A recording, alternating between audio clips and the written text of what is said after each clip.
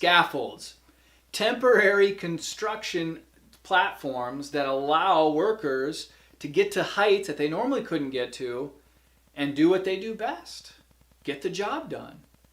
And so they're very common pieces of equipment in construction all over the world. But they're also very dangerous pieces of equipment.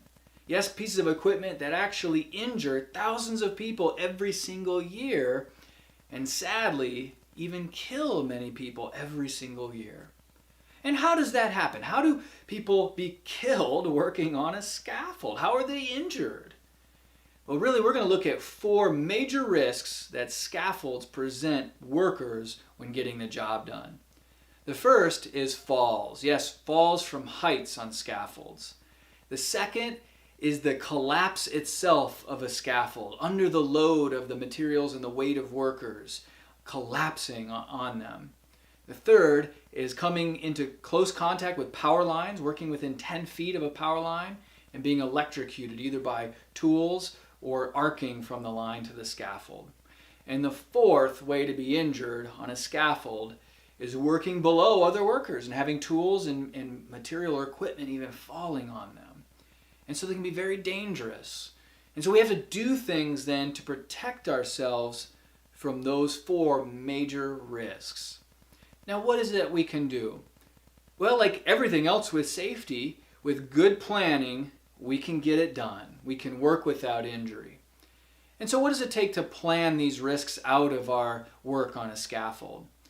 Well, before a project begins, a competent person needs to really look at that scaffold and make sure that it's designed so as to handle the load of the scaffold, handle the amount of manpower as well as materials that will be on that scaffold.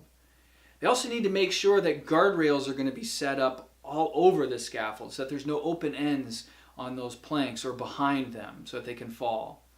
And also making sure that they have long enough planks and that they're secured to the outriggers.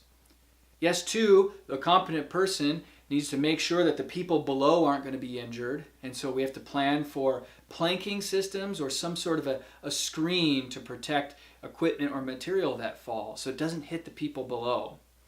And if they inspect the scaffold every single day for defects, that person can then take initiative to fix some of those problems right away so that they don't escalate into something that can injure or even kill somebody.